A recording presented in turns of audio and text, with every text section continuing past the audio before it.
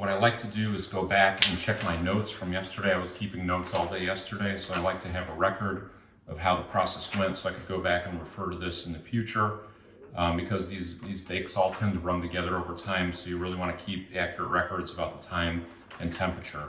I even draw a picture of the scoring pattern that I used on the different loaves. So let's do a quick recap of how the process went over the last 2 days so far. So if you recall, on the evening of day one, we made the leaven. The recipe calls for that to basically build the leaven overnight.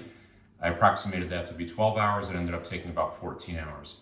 Then on the morning of day two, we did the Autolyse process, where we add the leaven with the flour and water, which is technically Fermentolyse. We let that go for about 40 minutes. We then added the salt, mixed the salt in, and officially started the bulk fermentation process, which was estimated to run from 3 to 4 hours according to the book. But because we got off to a slow start, both with the leaven activity and with the temperature of the dough, our bulk fermentation process took 5.5 hours, which was a little bit longer than normal. After that, we divided the loaves. We let them sit and do a 30-minute bench rest, and then did our final shaping. That whole process takes about an hour. Then we put the loaves into our proofing baskets and put those into the refrigerator, where they typically go from 8 to 12 hours. I let them go about 14 hours. You have a lot of flexibility on that final cold retard or cold proofing that you do in the refrigerator. And I also didn't feel like getting up at 3 o'clock or 4 o'clock in the morning to bake, so you can let that go a little bit longer. That's where you have the most flexibility, in my opinion, to let the time stretch out to accommodate your schedule. Some people would look at these times and say, this is crazy. It takes 3 days to make a loaf of bread. How is this possible? How can I do this? I can't fit it into my schedule. What I did when we went through the process over the last, roughly 36 hours, is I tried to adhere to the basic timeline in the tartine bread recipe, just to prove out that the times and the temperatures really work. But you have a lot of flexibility. There's even a whole section in the book, and with other recipes, there are ways to modify the timing to work around your schedule. You can slow down the process at many different points throughout the process by cooling the temperature down, putting the dough in the refrigerator. So people have found a way to do this to work around busy schedules. You don't need to do all this contiguous time of the back-to-back process the way that we did. So if you're interested in getting into this and the time is a little bit daunting, I'd suggest reading up on some of those other recommendations for how to spread out the time schedule to work with your own personal schedule. People find a way to make it work.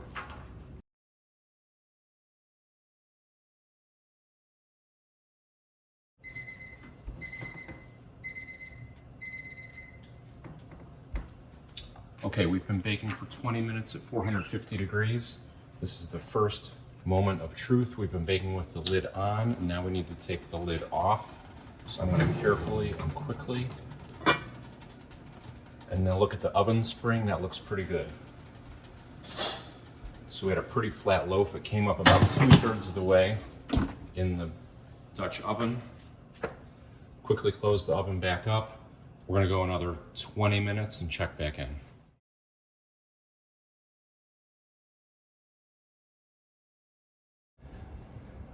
My 20-minute timer just went off, so we've finished our second 20 minutes baking at 450. The first 20 minutes were with the lid on. Second 20 minutes are with the lid off. The recipe calls for this with the lid off to go 20 to 25 minutes and to get to an internal temperature of 212 degrees. I'm actually going to take the loaf out of the oven and see where we are right now. I'm going to take the internal temperature and look at the loaf and see how it looks.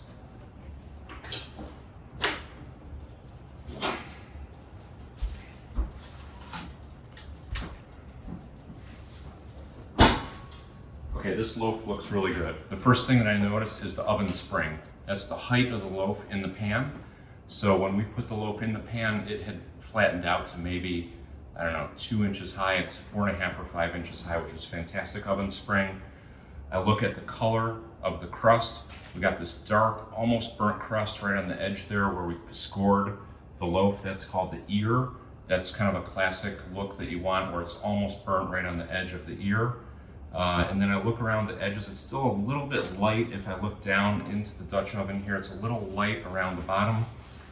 And I'm not smelling, it doesn't smell like it's burning on the actual bottom. So let's take the internal temperature. We don't want to waste a lot of time here. We're looking for an internal temperature of 212 degrees Fahrenheit or 100 degrees Celsius. That'll tell us if the inside of the loaf is baked sufficiently. You don't want to undercook the inside. It'll come out kind of gummy and doughy. And we're at 211.1, so that's really close to being done.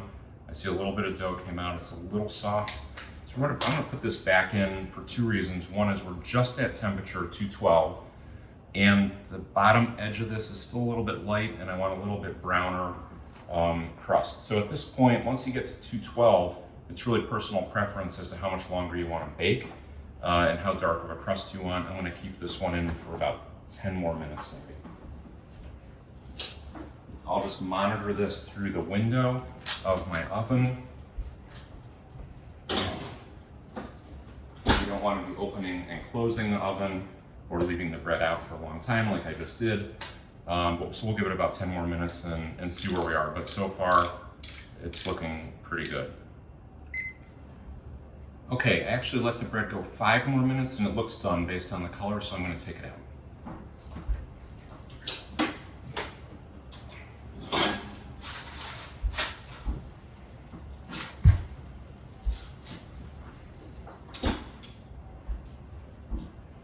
So we've taken our loaf out of the oven. I carefully, very carefully, it's 500 degrees, very carefully lift up my parchment paper, take a look at the loaf. That's a really nice looking loaf. Let's do one more temperature test just for the record. Test our internal temperature.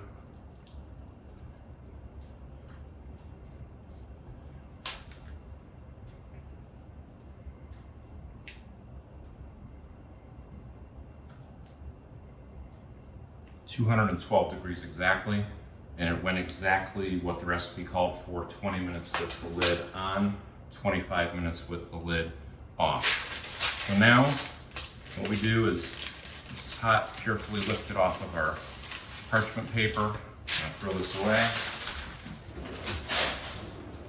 Then I have a small brush. This is just a paintbrush that I use just for bread, and you just want to brush that rice flour off, dress the loaf a little bit. Nobody wants a mouthful of raw flour when you bite into your bread. So I'm just getting that off the bottom. If you remember, we put quite a bit on the bottom to make sure that it didn't stick, and it did not. I also take a close look at the bottom, and this did not burn. This is really perfect. You can tap on the loaf. It has that hollow sound, which people look for. I brushed the loose flour off of the loaf here. And then we observe the loaf. So what happened? This deep scoring that I did really came out beautifully. Remember, that's where we told the loaf where we wanted it to open.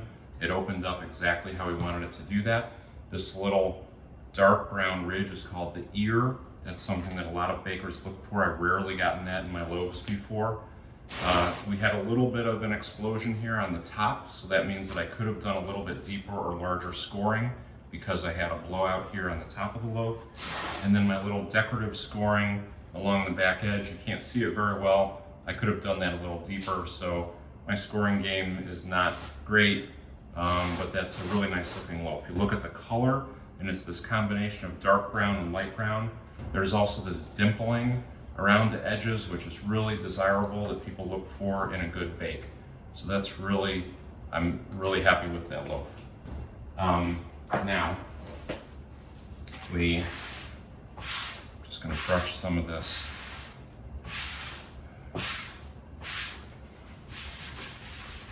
excess flour off of here.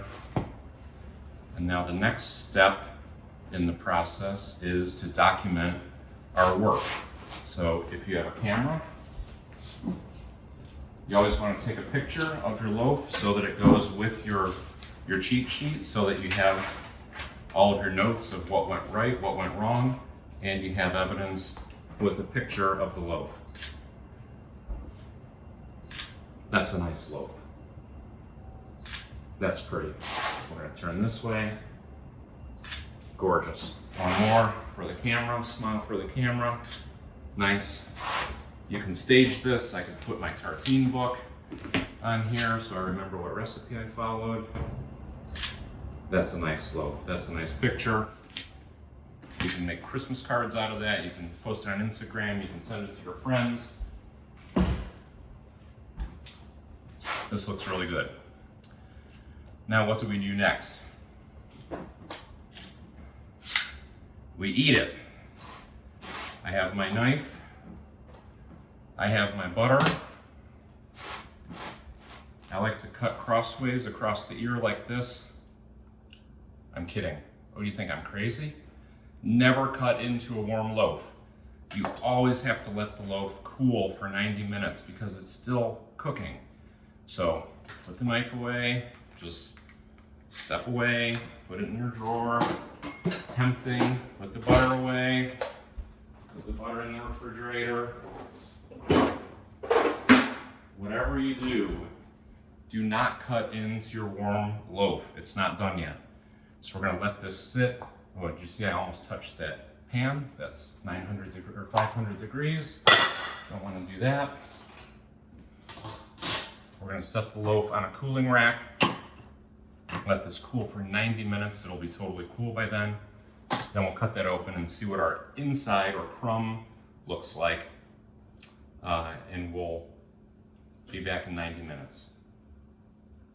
In the meantime, I'm gonna make the mini loaf. So if you recall, I made the large loaf and a half-size loaf.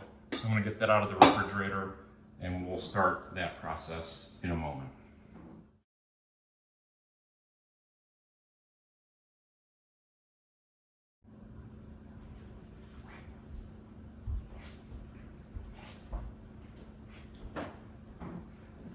Our first loaf is cooling, and now we are going to make the second loaf, if you recall, which is a half-size loaf. So let's back up. The recipe, tartine recipe, calls for enough ingredients to make 2 of the full-size loaves. If you recall, after the bulk fermentation, before we did the shaping, I divided the loaf. So this is half of the recipe, which makes 1 full-size loaf. I took the other half and divided that into 2, one of which makes a half-size loaf, and the other makes pizza dough, which I have in the refrigerator, and I'll be having pizza later tonight. So these half-size loaves are great. If you have a small household or a small appetite for bread, sometimes this is too big for 2 people to eat, the full-size loaf. So I've made the half-size loaves a couple of times. I really like that size, so I'm going to include that here as kind of bonus material because these are really popular, at least in my household. So how do we, if you wanted to make a half-size recipe, you can actually just divide the recipe down. If you divide the recipe in half, the standard recipe, you get 1 loaf. If you divide the recipe into 1/4 of what we just made here, you get a 250 gram flour weight recipe, which is what we use for the half-size loaves. And I've done that a couple of times, and that reduced recipe works. The processing times are all the same. The baking time is maybe 5 minutes shorter with the lid on and 5 minutes shorter with the lid off. But if you really just follow the recipe, do the math, and reduce the quantities, it works. So let me grab this loaf out of the refrigerator. It's been cold proofing in the refrigerator for about 15, almost 16 hours now. So this loaf might be a little more sour. The longer you leave it in the refrigerator for the cold retard, the more sour it will get.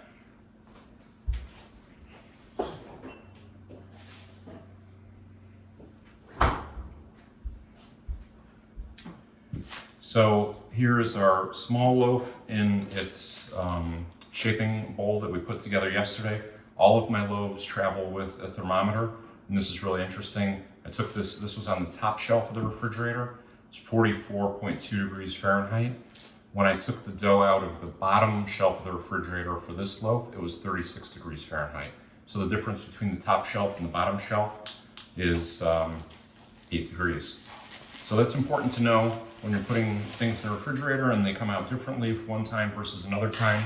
You can have, 8-degree difference in your refrigerator.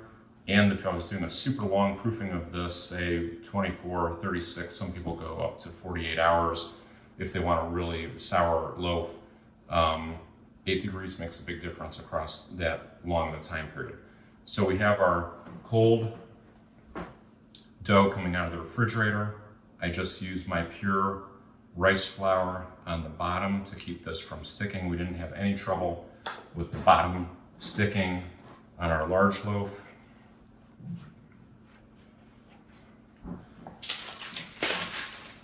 I do this trick where I'm going to flip this out of the proofing and shaping basket onto my parchment paper. I remove the bowl, set that aside, and I carefully remove the towel. Set that aside. That did not stick, so that's a good sign. I have a big clump of flour right here, which I'm just going to lightly brush off.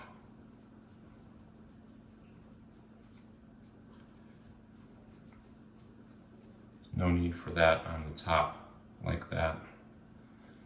Okay, so this is my small loaf. And the way that I like to score this is a little different than the large loaves. I've made these small loaves a few times, and because there's a smaller mass here when we cook it, when we bake it, this loaf wants to stand up out of the pan. So the first time I made this recipe, this looked like a giant dinner roll. It was kind of tall and round because the crust is going to want to pull this up out of the pan. With the large loaf, you have this mass. It's just more weight, so the loaf wants to sit down in the pan a little bit more. So on this one, if I want the loaf to sit down in the pan, I have to score the top of it more so that I'm letting the top of the loaf kind of blossom to let that air out, let some of the steam and gas out to let the loaf sit down in the pan. It's just a preference from doing this a couple of times.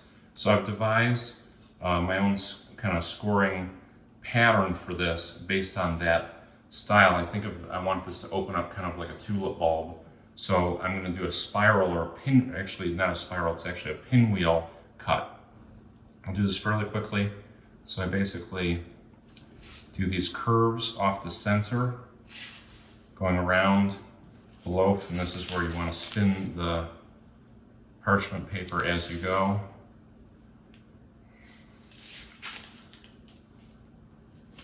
And I'm cutting a little deeper on the top of the loaf than on the bottom, again, because I want to tell the loaf where to open. So it will open where I do the deepest cuts, and then as I come around that bottom, I'm just scoring a little bit more lightly. I'm losing my curve here a little bit, getting my curve back. And there is the pinwheel style scoring of this loaf. That looks pretty good. Just gonna brush some of the excess flour off. My Dutch oven is in the oven right now, fully preheated to 500 degrees. I'm going to grab that.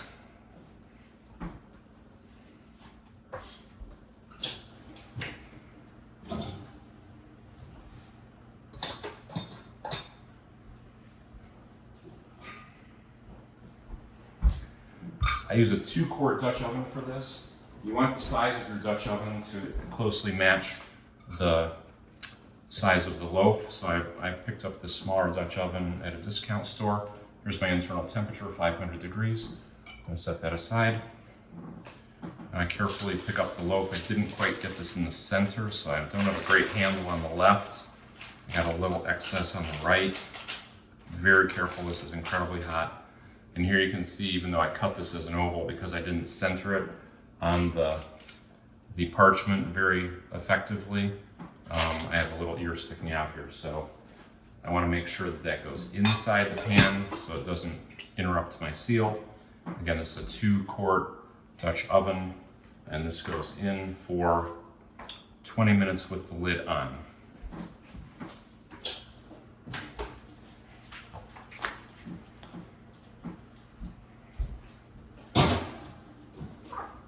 And I reduce the the temperature to 450 degrees, exactly the same as before. Because this loaf is smaller, it's possible that it bakes a little quicker. You could check it after 15 minutes if you want. I think the last time I did this, I let it go for 20 minutes with the lid on, so I'm going to do that again. I'm setting my timer for 20 minutes. And we'll take the lid off at that time and see where we are.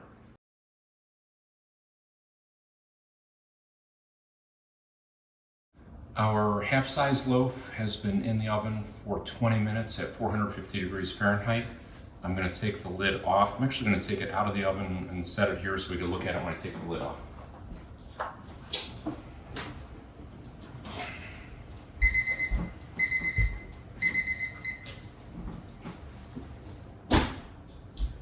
Okay, this is our half-size loaf. It's been going for 20 minutes. That's beautiful. Look at that oven spring. I mean, that's almost up to the top of the Dutch oven. This tremendous oven spring, very airy, light loaf. And you can see with that scoring that I did, it had the exact desired effect that I wanted, where it allowed it to open up, like blossom at the top and open. So we'll get a nice tall loaf. I'm gonna put this back in the oven.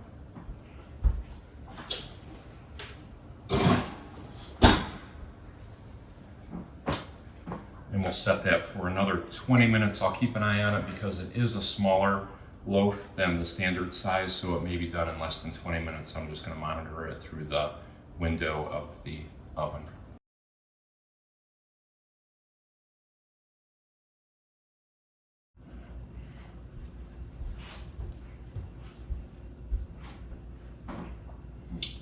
Okay, our small loaf has been in the oven now for 40 minutes. It's been 20 minutes with the lid on, 20 minutes with the lid off. We're going to take it out and check the temperature.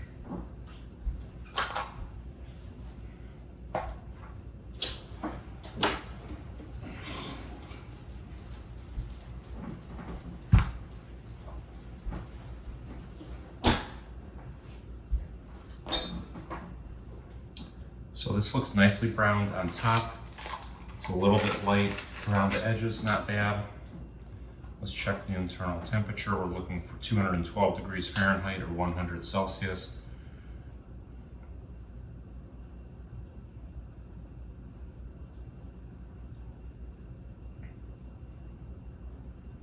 We're at exactly 212.2. So the inside dough is baked. Similar to the other one, it's still a little bit light around the edges. On this one, I'm going to demonstrate something different. I carefully lift this out. And I'm going to set this on this pan. I'm not going to use the Dutch oven on directly on the rack so I can see when that outside edge is browning. So we'll put that in for another 5 or 10 minutes.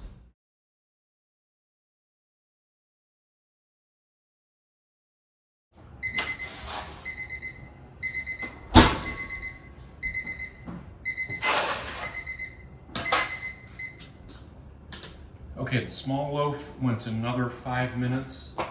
So exactly the same baking time as the large loaf, 25 minutes. 20 minutes with the lid on,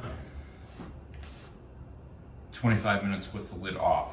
Got a little bit of charring right here on the tip where that ear stood up, but that's a really nice looking loaf. I love the size of this loaf. So we just brush a little bit of our excess flour off.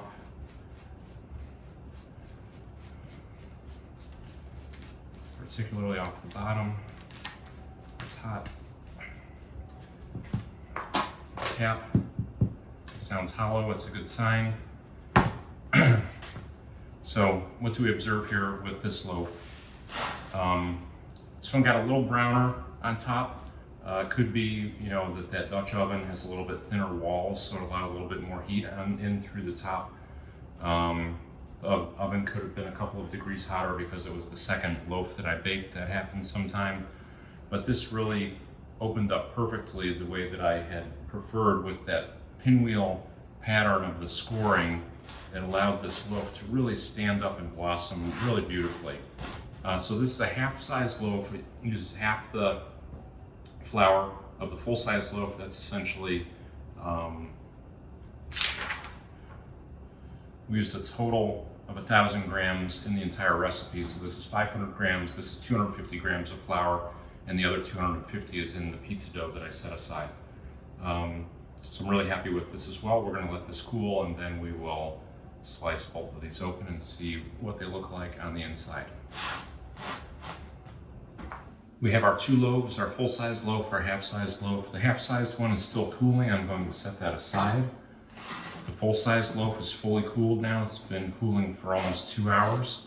So it's time to cut into this and see what it looks like inside.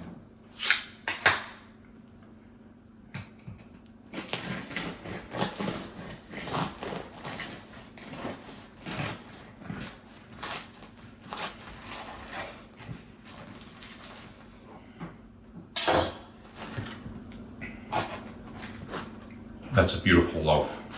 That loaf came out perfectly.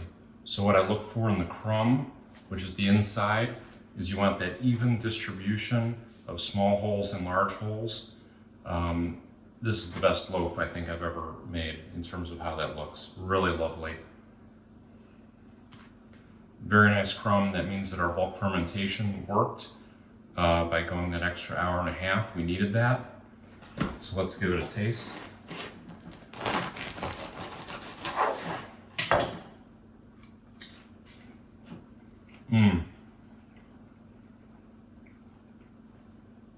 That's really good. The crust is chewy.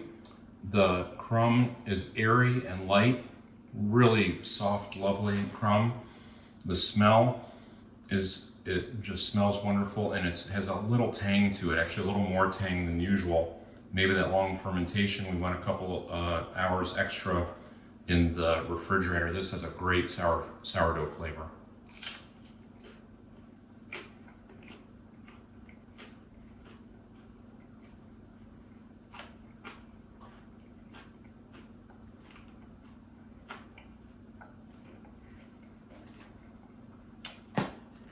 That's the best loaf I've ever made, right there.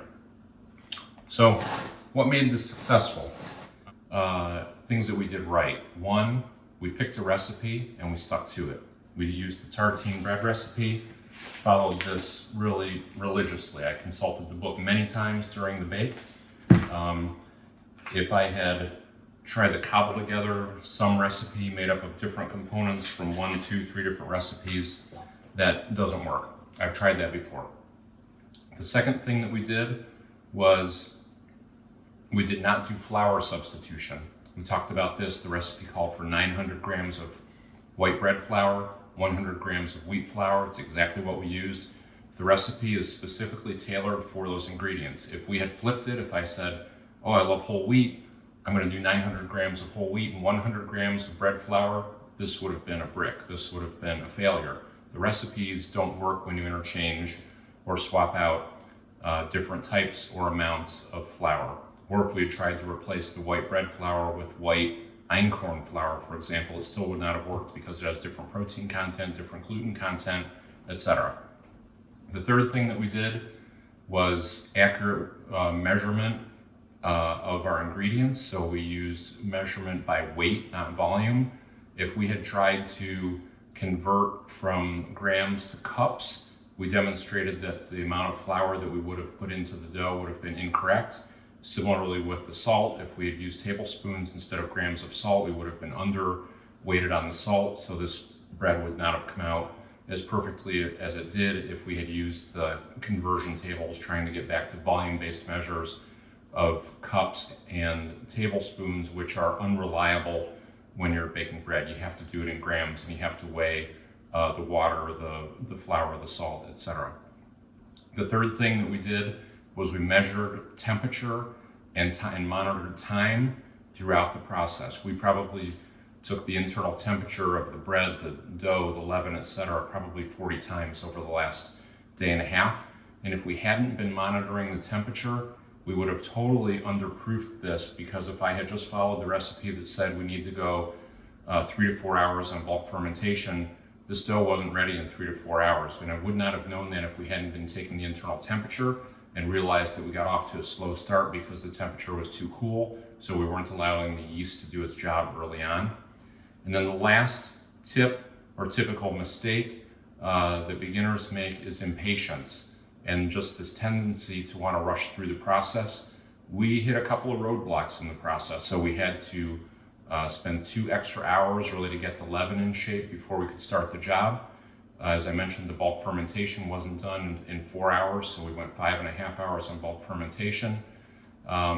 So time is your friend, not your enemy when you're making sourdough, because you're not in charge, you're not in control of all elements of the process. You have to let the yeast and the bacteria do their job, and they need time and temperature to do that. So you have to have patience. You can't just force your way through the process because you're not totally in control of what's happening with the bread.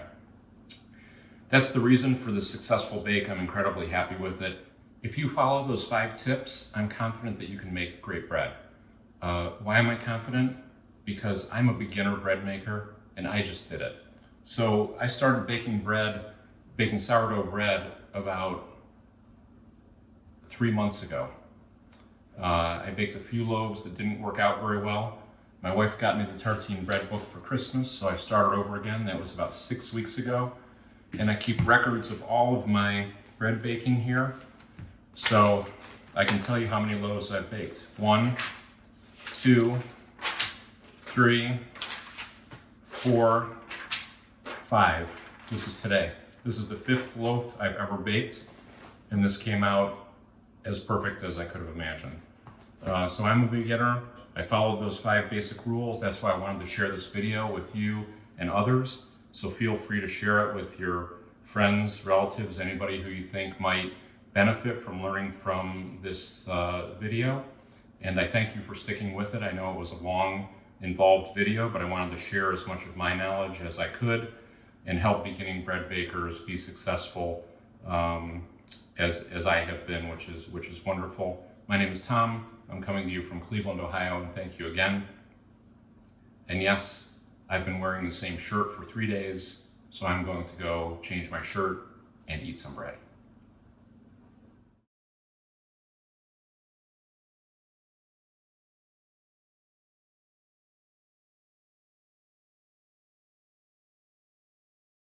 Before we cut, talk about bread knives. Everybody who's into bread baking should have a good bread knife. These are, I think, around $20, $25 on the internet. And I also recommend getting the protective cover or the sheath for it, because that'll keep your knife sharp, and it makes a great sound when you take the knife out.